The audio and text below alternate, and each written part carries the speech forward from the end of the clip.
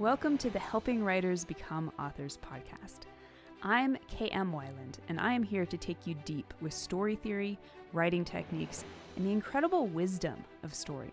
I believe story is the greatest power on this earth, and that as writers, we carry the torch of wielding that power with responsibility, passion, and skill.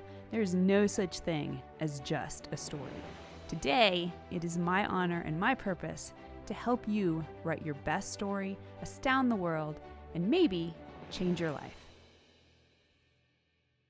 Hello and welcome. You are listening to Season 17, Episode 25. Who am I is the question that echoes beneath every character arc. And at the story's midpoint, that central query rises to the surface. This central beat, this all-important moment of truth in story structure, functions most symbolically as a moment of self-recognition. It is a mirror held up to the protagonist, often by the antagonist, that reveals the lie the character believes and the thematic truth that can no longer be ignored.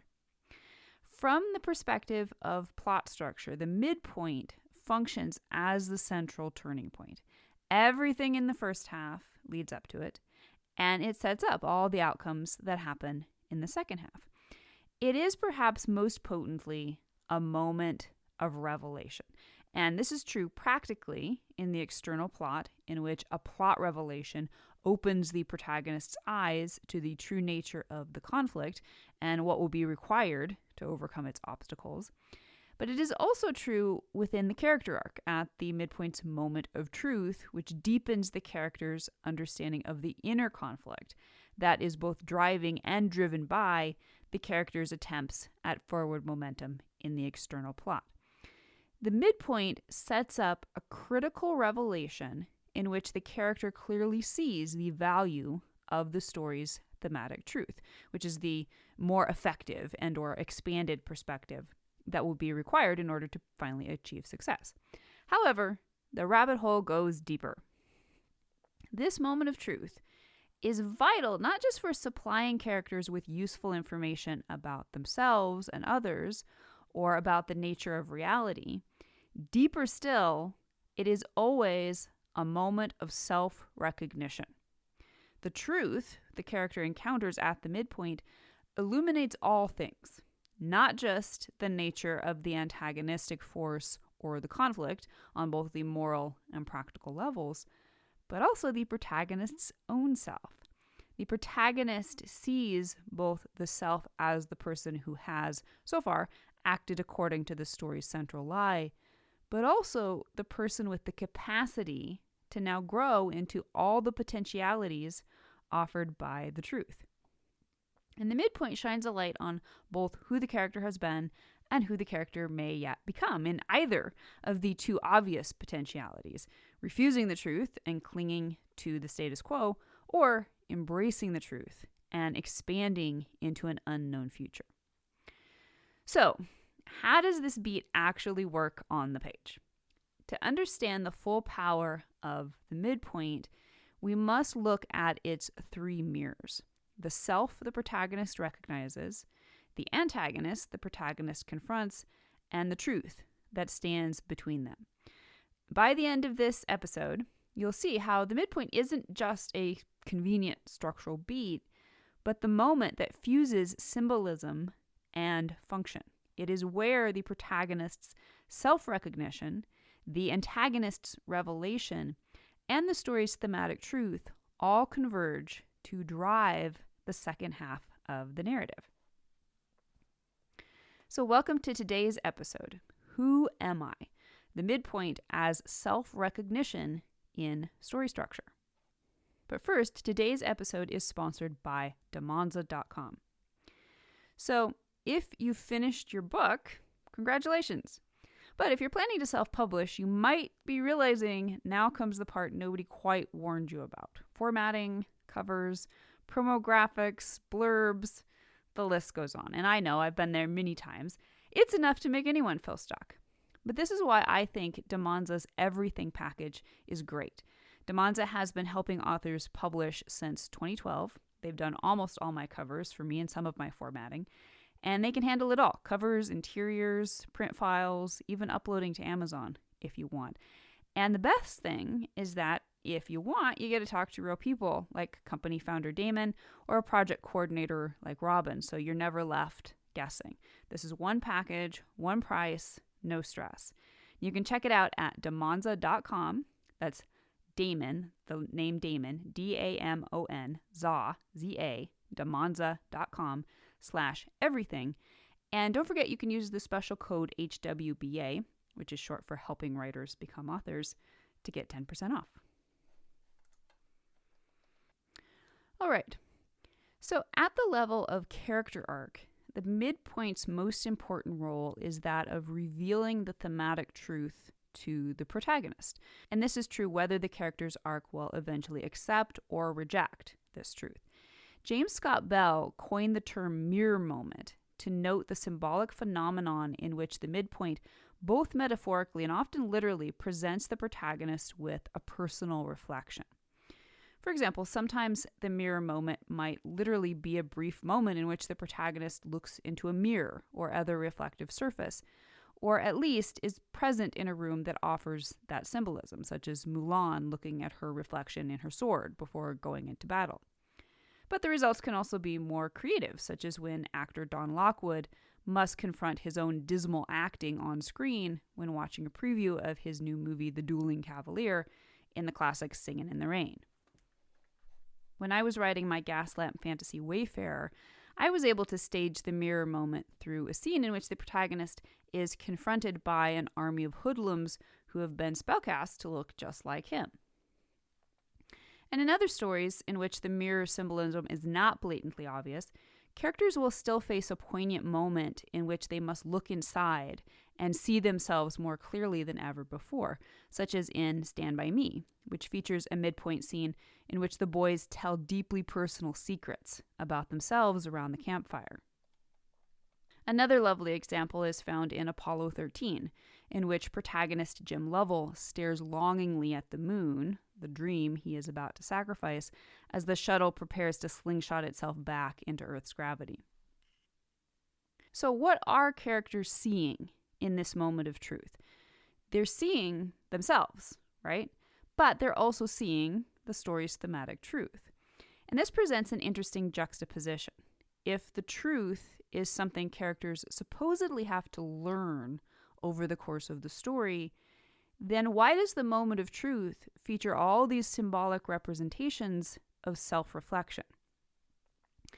In many ways, the mirror moment and the moment of truth can be thought of simply as characters remembering who they are. And this is because the truth has been, in many different ways, with the characters from the beginning of the story. Even though the character remains identified with the story's comparatively limiting lie up to at least the midpoint, the truth has, in fact, been with them since the beginning. It was the thinnest wedge of the truth that instigated the journey in the first place. For example, when I wrote my version of the hero arc for my book, Writing Archetypal Character Arcs, I named the hero's midpoint beat Remembering Who He Is. And I never say those words without hearing James Earl Jones from the scene in The Lion King in which Simba is confronted by his father's spirit, but only after the wise shaman Rafiki guides him to look into a reflective pool. Simba says, "That's not my father, that's just my reflection." Rafiki says, "Look harder. You see, he lives in you." And Simba's father Mufasa says, "Simba." Simba says, "Father." Mufasa says, "Simba, you have forgotten me." Simba says, "No, how could I?" And Mufasa says, "You have forgotten who you are, and so forgotten me. Look inside yourself, Simba. You are more than what you have become. You must take your place in the circle of life." And Simba says, "How can I go back? I'm not who I used to be." And Mufasa says, "Remember who you are. You are my son and the one true king. Remember who you are." We find this in so many stories in which characters rally to return to a better version of themselves, such as Rick in Casablanca or the protagonist in the first Thor movie, both of whom must face humbling moments that remind them how far they have strayed. We also see this in growth stories in which characters grow into a new potential, but one that was always latent within them. They do not change who they fundamentally are. Rather, they make choices that allow them to, like Luke Skywalker, step into a larger world and therefore a wider version of themselves. We also see this moment in tragic arcs, in which the latent possibilities for growth within a character are glimpsed, but either never realized or outright rejected, such as in the overt example of Smeagol wrestling with his dark alter ego Gollum and losing in Lord of the Rings. Now, if the moment of truth is one half of the midpoint, the other half is the plot revelation. And this is the moment in which characters glean important practical information about the nature of the external conflict. Put more simply, this might be a clue or insight that allows the characters to now act more effectively in pursuing the plot goal. Most specifically, it is a revelation about the nature of the antagonistic force. And this is true whether the antagonistic force is just that, a force, or personalized as another character, an antagonist. At deeper levels of story, the antagonistic force represents more than simply a bad guy who gets in the protagonist's way and or acts as the face of moral reprehensibility in contrast to the hero's goodness. When we go deeper, we can see how the plot revelation affords the protagonist the ability to recognize who the antagonist really is. And when we see the antagonist as a reflection of the protagonist, we can then also see how in recognizing who the antagonist really is, the protagonist is immediately given an opportunity to recognize himself as well. And this recognition of the antagonistic force can happen in a number of ways. For example, the antagonist's heretofore unknown identity becomes known, as is common in many mysteries in which the prime suspect is finally given a name or face, as in Zodiac and Silence of the Lambs.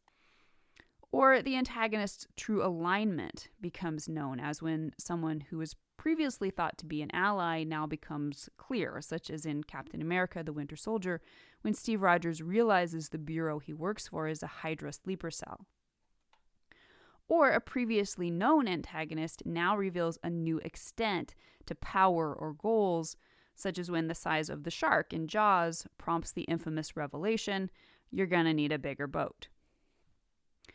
Whatever the type of revelation, the deeper symbolism should present protagonistic characters with sobering reflections about themselves. From a psychological perspective, we might say that the protagonist has projected parts of him or herself onto the antagonistic force. This will always be due to a limited perspective or blind spot, that is, the lie the character believes, which means any revelations about the antagonist need to be thematically pertinent. For example, in seeing the antagonistic force more clearly, the protagonist may be able to reclaim pieces of personal power, but it may also force the protagonist to conjure with deeply held connections and similarities with the antagonist, such as in the Midpoint episode of the Harry Potter series, The Goblet of Fire, when Harry finally comes face to face with Voldemort and realizes their ever-deepening connection. Although we often want to split the binary of lie and truth between protagonist and antagonist, the antagonistic force will not necessarily represent or personally believe the same lie the protagonist does. Instead, the antagonist represents a force that stands between the protagonist and the truth. Fundamentally, this is because the antagonist represents the status quo, or some regression thereof. The antagonistic force is what Joseph Campbell calls the tyrant king, holdfast, keeper of the status quo, which ultimately is that very force within the protagonist that would cling to the comfortable old lie and resist the expansive new truth, no matter how necessary or effective it may be. What makes the midpoint so powerful is that it refuses to let the protagonist look away. Up to this point, the lie has offered a way to hide from the full power of the truth, an excuse, a distraction, a way to keep stumbling forward without clarity. But in the moment of truth, that cover is stripped away. The midpoint is where the symbolism fuses inner and outer conflict. The protagonist sees that the antagonist isn't just an obstacle in the world, but also a mirror of the lie within. In this way, the protagonist-antagonist dynamics embody the core of the character arc as the external force demands surrender to a status quo, while the protagonist's inner guidance pulls toward the truth. This recognition is what shifts the story's axis. The midpoint is not simply a divider between halves of the plot. It's the story beat that transforms perspective. From this moment on, the protagonist may still resist or stumble, but cannot return to ignorance. The midpoint doesn't just hand the protagonist new information, it completely changes how the character sees things. The truth, once glimpsed, forces the protagonist to act differently, whether the truth is embraced or rejected. And this is why the midpoint works as both mirror and revelation. It clarifies not only who the protagonist is, but also what the story itself must become in order to reach resolution. And that brings us to the end of today's episode. But if you're looking for practical tools to map out these ideas in your own story, the brand new second edition of my Structuring Your Novel workbook is designed to help. This comprehensive story structure workbook walks you through all the major beats of solid story structure, including the midpoint and the mirror moment, with step-by-step story structure worksheets. The new edition includes 80-plus questions over the old one, as well as a brand new in-depth chapter on the inciting event.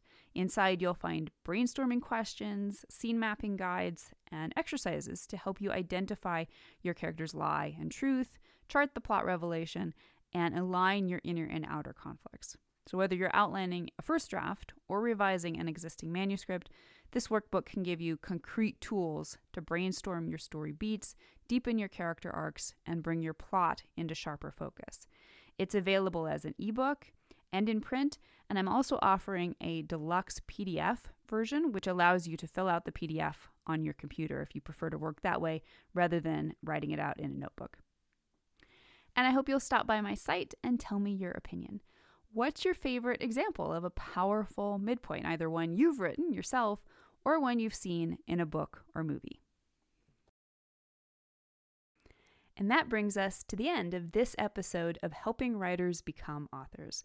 I hope you'll stop by the site for a full transcript of this episode and to join in the conversation in the comments.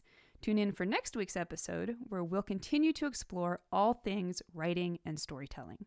If you'd like to support the podcast, it always means a ton when you take a moment to leave a quick rating or review on Apple Podcast, Amazon Music, or Spotify. To stay updated on all the latest content I create for you, the best way is to join my mailing list at helpingwritersbecomeauthors.com/mailing list. You'll also immediately gain access to lots of free resources, including my books, Crafting Unforgettable Characters and 5 Secrets of Story Structure. For real-time connection with me, more writing advice, and behind-the-scenes glimpses, follow me on Instagram at authorkmwyland. A heartfelt thank you to each one of you for your support and enthusiasm, and especially those of you who support my work on patreon.com/kmwyland. You help make my site, this podcast, and so many other resources available to writers everywhere. So until next week, keep writing, keep dreaming, and most importantly, keep being true to your stories. Thank you for being part of Helping Writers Become Authors.